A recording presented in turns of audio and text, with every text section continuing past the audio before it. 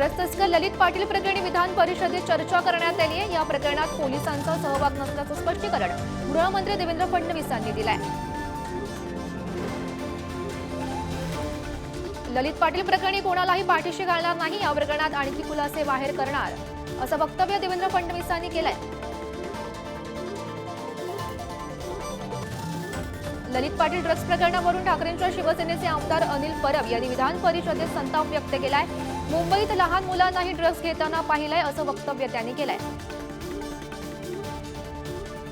मुंबई महापालिकेच्या आर्थिक परिस्थितीबाबत ऑडिट केलं जाणार असं वक्तव्य मंत्री उदय सामंत यांनी केलंय। 25 वर्षातील मुंबई पालिकेच्या ऑडिटवर काही सदस्यांनी शंका उपस्थित केली आहे असंही त्यांनी म्हटलंय। मुंबई महापालिकांच्या ऑडिटवरून सत्ताधारी आणि विरोधक आमने सामने आलेत। सगळ्याच महापालिकांची चौकशी करण्याची विरोधकांनी मागणी केली आहे। न्यायमूर्ती लोयांच्या मृत्यू प्रकरणाची नव्यानं चौकशी करा अशी मागणी ठाकरेंच्या शिवसेनेचे नेते अंबादास दानवे यांनी केली आहे। जुन्या पेन्शन योजनेच्या मागणीसाठी नागपुरात सध्या कर्मचाऱ्यांचं आंदोलन सुरू आहे आणि या आंदोलनात उद्धव ठाकरे, आदित्य ठाकरेंसह संजय राऊतांनी सुद्धा सहभाग घेतलाय। मी मुख्यमंत्री असतो तर आज तुमच्यावर आंदोलन करण्याची वेळ आली नसती। जुन्या पेन्शनसाठीच्या आंदोलनात उद्धव ठाकरेंनी मुख्यमंत्री शिंदेंवर टीका केली आहे। आदित्य ठाकरेंच्या अडचणीत वाढ होण्याची शक्यता आहे। दिशा सलियन मृत्यू प्रकरणी आजच एसआयटी स्थापन होणार आहे। दिशा सलियन प्रकरणी एसआयटीनं माझी आणि आदित्य ठाकरेंची समोरासमोर चौकशी करावी। एसआयटी चौकशीनंतर आरोप सिद्ध होतील असं वक्तव्य भाजप आमदार नितेश राणे यांनी केलंय। आदित्य ठाकरेंची बदनामी करण्याचा प्रकार सुरू आहे। सलियन प्रकरणी जी चौकशी करायची ती करा, आम्ही याला भीक घालत नाही अशा शब्दात संजय राऊतांनी सरकारवर टीका केली आहे। विधान भवन परिसरात विरोधकांनी आरोग्य मंत्री तानाजी सावंत यांच्या विरोधात आंदोलन केलंय। राज्यातील आरोग्य स्थितीवरून विरोधक आक्रमक झालेत। हिवाळी अधिवेशनात आज संध्याकाळी मराठा आरक्षणावर चर्चा होणार आहे। अधिवेशनात सरकार कोणती भूमिका घेणार याकडे मराठा समाजाचं लक्ष लागलंय। राज्य मागासवर्ग आयोगाचे अध्यक्ष आनंद निरगुडे यांनी पदाचा राजीनामा दिलाय। आयोगाच्या कामामध्ये सरकारी हस्तक्षेप होत असल्याचा आरोप सुद्धा त्यांनी केलाय। राज्य मागासवर्ग आयोगाच्या अध्यक्षांच्या राजीनाम्याची माहिती सरकारनं लपवून ठेवली आहे असा आरोप विरोधी पक्षनेते विजय वडेट्टीवार यांनी केलाय। तर आयोगाच्या राजीनामा सत्रावर सरकारनं अधिवेशनात स्पष्टीकरण द्यावं अशी मागणी सुद्धा त्यांनी केली आहे। मागासवर्ग आयोगाच्या अध्यक्षांचा राजीनामा हे सरकारचं अपयश आहे अशा शब्दात शरद पवार गटाचे नेते जयंत पाटील यांनी सरकारवर टीका केली आहे। अनुसूचित जातींमध्ये अ ब क ड वर्गीकरण होणार असल्याची चर्चा आहे। अनुसूचित जातींमधील एकूण 60 जातींचं वर्गीकरण करण्यावर विचार आहे। तर दुसरीकडे यामुळे आंबेडकरी चळवळीतील नेते आक्रमक झालेत। तब्येत ठीक नसली तरी नियोजित असलेले दौरे सुरूच राहणार अशी माहिती मनोज जरांगेंनी दिली आहे। आरक्षण मिळेपर्यंत मागे हटणार नाही असं वक्तव्य सुद्धा त्यांनी केलंय। मनोज जरांगेंची तोफ आज सावरगावी धडाडणार आहे। या दौऱ्यानंतर ते संभाजीनगरमधील रुग्णालयात उपचारासाठी दाखल होणार आहेत। धाराशिवमधील सभेदरम्यान त्यांची प्रकृती बिघडली होती। अहमदनगर शहरात गेल्या काही दिवसांपासून मराठा आरक्षणासाठी साखळी उपोषण सुरू आहे आणि या उपोषणात खासदार सुजय विखे यांनी टाळ वाजवत सहभाग घेतलाय। शिवसेना आमदार अपात्रतेवरील सुनावणी सुरू आहे। शिंदेच्या शिवसेनेचे खासदार राहुल शेवाळे यांची सध्या उलट तपासणी सुरू आहे। उपमुख्यमंत्री फडणवीसांच्या बालेकिल्ल्यात आज शरद पवारांची तोफ धडाडणार आहे। नागपूरच्या मानस चौकात पवारांची सभा पार पडेल आणि या सभेला उद्धव ठाकरे आणि दिग्विजय सिंग सुद्धा उपस्थित राहणार आहेत। उद्धव ठाकरेंनी शरद पवारांची भेट घेतली आहे। वाढदिवसानिमित्त पवारांना शुभेच्छा दिल्या आहेत। रोहित पवारांच्या युवा संघर्ष यात्रेचा आज नागपुरात समारोप होणार आहे। या संघर्ष यात्रेला ठाकरेंच्या शिवसेनेसह काँग्रेसचे नेते सुद्धा उपस्थित राहणार आहेत। विधानसभेचे उपाध्यक्ष नरहरी झिरवळ सभागृहात उपस्थित असताना अध्यक्षांच्या जागी तालुकाध्यक्षांना बसायला दिल्याचा प्रकार सध्या समोर आलाय। नियमानुसार अध्यक्ष राहुल नार्वेकर उपस्थित नसल्याचं त्यांच्या जागी उपाध्यक्षांना बसण्याचा मान असतो। महाराष्ट्र राज्य जुनी पेन्शन संघटनेचा आज नागपूर विधान भवनावर मोर्चा धडकणार आहे। कर्मचारी जुनी पेन्शन मिळालीच पाहिजे या मागणीसाठी हा मोर्चा काढण्यात येतोय। धारावी पुनर्विकासासाठी धारावीतील रहिवाशांना एन्काउंटर स्पेशालिस्टच्या धमक्या येत आहेत असा गंभीर आरोप काँग्रेसच्या मुंबई अध्यक्ष वर्षा गायकवाड यांनी केलाय। राज्यातील 3214 मुलं ही शाळाबाह्य असल्याची धक्कादायक माहिती सध्या समोर आली आहे। शालेय शिक्षण मंत्री दीपक केसरकरांनी याबाबतची कबुली दिली आहे आणि यातील 356 मुले ही मुंबईतील आहेत। मुंबई पुणे द्रुतगती मार्गावर क्रांती बसवण्यासाठी आज 2 तासांचा ब्लॉक घेण्यात येतोय। दुपारी 12 ते 2 या वेळेत पुणे वाहिनीवरील सर्व प्रकारच्या वाहनांना दुसऱ्या मार्गावर वळवण्यात येईल। स्वर्गीय गोपीनाथ मुंडेंच्या जयंतीनिमित्त भाजप नेत्या पंकजा मुंडे प्रभू वैद्यनाथांचं दर्शन घेतलंय आणि यावेळी गोपीनाथ मुंडेंचे विचार शतायुषी व्हावेत असं साकडं सुद्धा त्यांनी घातलंय।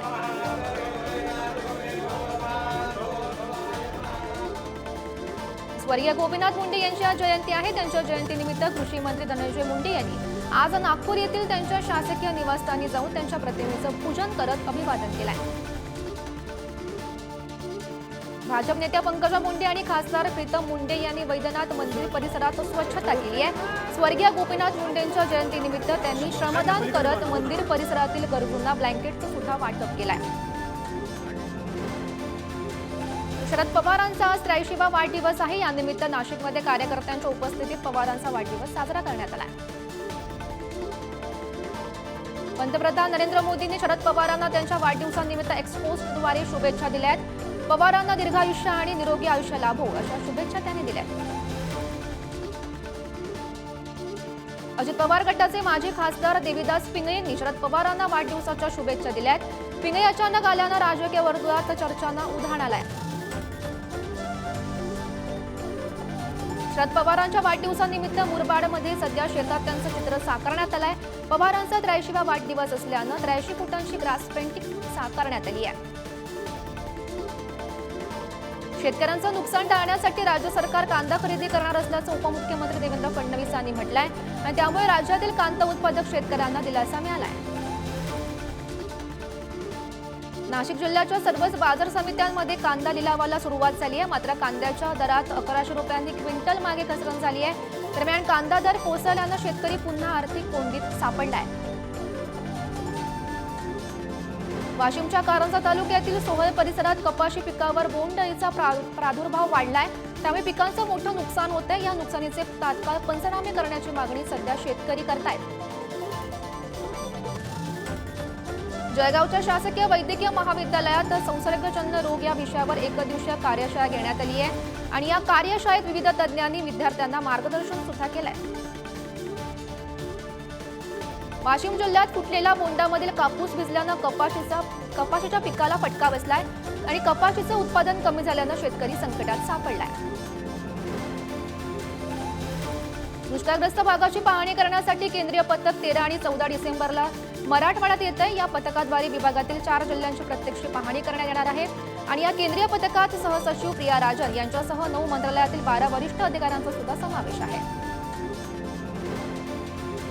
दुष्काळाची परिस्थिती पाहण्यासाठी केंद्राचं पथक आजपासून 4 दिवसांच्या पुणे आणि सोलापूर दौऱ्यावर येत आहे आणि या पार्श्वभूमीवर पुणे आणि सोलापूर जिल्ह्याचा आढावा घेण्यासाठी सध्या विभागीय आयुक्तालयात बैठकीचं आयोजन करण्यात आलंय।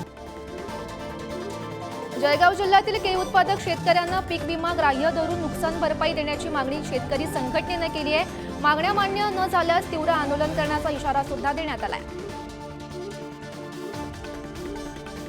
शिराळ्यामधील दालमिया कारखान्यावर उद्या स्वाभिमानी संघटना आंदोलन करणार आहे आणि यावेळी लवकरात लवकर उसाला दर जाहीर करण्याची मागणी राजू शेट्टींनी केली आहे। पुण्याच्या वडगावमध्ये उसाला दर मिळण्यासाठी शेतकऱ्यांनी धरणे आंदोलन केलंय आणि यावेळी उसाला 3300 रुपये दर देण्याची मागणी शेतकऱ्यांनी केली आहे। दरम्यान दरबाड मेपर्यंत आंदोलन सुरूच ठेवण्याचा इशारा शेतकऱ्यांनी दिलाय। पुण्याच्या शिरूर तालुक्यातील बेट गावात पालेभाज्या आणि फळभाज्यांना कवडीमोल भाव मिळत असल्यानं सध्या उत्पादक शेतकरी संकटात सापडलाय। हवालदिल शेतकऱ्यांवर शेती पिकांमध्ये बकऱ्या सोडण्याची वेळ आली आहे। जळगाव जिल्ह्यातील शेतकरी प्रकाश फुलचंद माहोर यांनी आपल्या राहत्या घरात कीटकनाशक प्राशन करून आत्महत्या केली आहे आणि गेल्या अनेक वर्षांपासून शेतीचं होणारं नुकसान आणि बँकेचं कर्ज यामुळे नैराश्यातून या शेतकऱ्यांना आत्महत्या केली आहे। विविध मागण्यांसाठी बेमुदत संपावर असलेल्या अंगणवाडी कर्मचाऱ्यांनी जिल्हाधिकारी कार्यालयावर मोर्चा काढलाय आणि या मोर्चात जिल्ह्यातील अंगणवाडी शिक्षकांनी मोठ्या संख्येनं सहभाग घेतला होता। कोल्हापुरात विविध मागण्यांसाठी डाकसेवकांनी आजपासून संप पुकारलाय। ऑल इंडिया ग्रामीण डाकसेवक युनियन आणि नॅशनल युनियन ग्रामीण डाकसेवकाच्या नेतृत्वात हा संप होणार आहे। जुनी पेन्शन लागू करण्याच्या मागणीसाठी राज्य सरकारी निमसरकारी कर्मचाऱ्यांनी गुरुवारपासून बेमुदत संप पुकारलाय। संपात जवळपास 40 ते 50 हजार कर्मचारी शिक्षक सामील होण्याचा विश्वास व्यक्त करण्यात आलाय। तर पुण्यात विविध विकास कामांसाठी अनोखं आंदोलन करण्यात आलंय। आमदार आणि खासदारांनी भाषणात केलेल्या आश्वासनांचे पोस्टर्स लावत हे आंदोलन करण्यात आलंय। तर मुंबई महापालिकेनं आता एक्यूआय मॉनिटरिंग स्टेशनचं स्थान बदलण्याचा निर्णय घेतलाय आणि याशिवाय एक्यूआय बाबत अचूक माहिती मिळवण्यासाठी सेन्सर बसवण्याचा निर्णय सुद्धा घेण्यात आलाय। मुंबईतील झोपडपट्ट्या स्वच्छ करण्यात येणार आहेत आणि यासाठी पालिकेच्या 4 विभाग कार्यालयातील सफाई कामगार दर शनिवारी एकत्र येऊन टप्प्याटप्प्यानं स्वच्छता करणार आहेत। तर बेस्टच्या स्वमालिकेच्या ताफ्यात घट झाली आहे। बेस्टच्या स्वमालिकेच्या फक्त 1189 बस सध्या शिल्लक राहिल्याचं समोर आलंय। दरम्यान सध्या प्रशासनानं स्वमालिकेच्या बसची संख्या वाढवण्याची मागणी कामगार संघटनांनी केली आहे। मुंबईच्या महालक्ष्मी रेसकॉर्स मैदानात 16 डिसेंबरला आंतरराष्ट्रीय बौद्ध धम्म परिषदेचं आयोजन करण्यात आलंय आणि या धम्म परिषदेला जागतिक धम्मगुरू दलाई लामा उपस्थित राहणार असल्याची माहिती आयोजकांनी दिली आहे।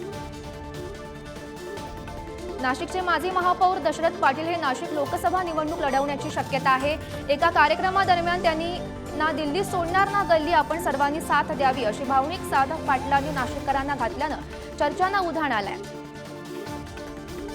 नवी मुंबईच्या घणसोलीमधील एका खासगी कोचिंग क्लासमध्ये गृहपाठ चुकल्यानं विद्यार्थिनीला मारहाण केल्याचा प्रकार उघडकीस आलाय आणि या प्रकरणी एका शिक्षिकेवर गुन्हा दाखल करण्यात आलाय। धुळ्यात सिकलसेल सप्ताहानिमित्त जिल्हा रुग्णालयाकडून जनजागृती रॅली काढण्यात आली आहे। रॅलीमध्ये शाळा महाविद्यालयाचे विद्यार्थी सहभागी झाले होते आणि पुढचा आठवडाभर रुग्णांच्या समुपदेशनासोबतच इतरही कार्यक्रम आयोजित करण्यात आले। देशातील पहिला सौर ऊर्जेवर खवा निर्मिती प्रकल्पाची उभारणी धाराशिव जिल्ह्यात करण्यात आली आहे। यातून दररोज 1 टन खव्याची निर्मिती केली जाईल। वाशिम कृषी उत्पन्न बाजार समितीमध्ये सभापती दामोदर गोटे यांनी सभापती पदाचा राजीनामा दिलाय। त्यामुळे सभापती पदासाठी 14 डिसेंबरला निवडणूक पार पडणार आहे। बुलढाणा जिल्ह्यात वातावरणातील बदलामुळे हरभरा पिकावर मर रोगाचा प्रादुर्भाव वाढलाय। त्यामुळे मोताळा तालुक्यातील एका संतप्त शेतकऱ्यानं हरभरा पिकावर ट्रॅक्टर फिरवत रोष व्यक्त केलाय। शेतकऱ्यांच्या प्रश्नांना घेऊन मुंबईकडे निघालेल्या सत्यशोधक शेतकरी संघटनेचा मोर्चा धुळ्यात दाखल झालाय।